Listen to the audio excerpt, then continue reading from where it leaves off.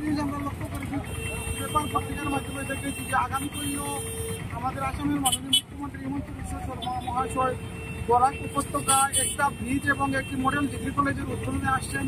ওনাকে আমরা স্বাগত জানাই। সাথে সাথে বরাক উপত্যকার বিজেপি কর্মীদের আমরা আহ্বান করছি, মাননীয় মুখ্যমন্ত্রী হিমন্ত বিশ্ব শর্মা মহাশয়কে নিয়ে শিলচর থেকে ধলাই পর্যন্ত বাইরুটে যাত্রা করার জন্য উনি যাতে উপলব্ধি করতে পারেন যে বরাক উপত্যকার রাস্তাঘাটের অবস্থা কীরকম। তাই আমরা অনুরোধ রাখছি আসামের মাননীয় মুখ্যমন্ত্রী হিমন্ত বিশ্ব শর্মা মহাশয়কে, আপনি একবার শিলচর থেকে বাগাবাজার পর্যন্ত বাইরুটে রাস্তার অবস্থা দেখে যান।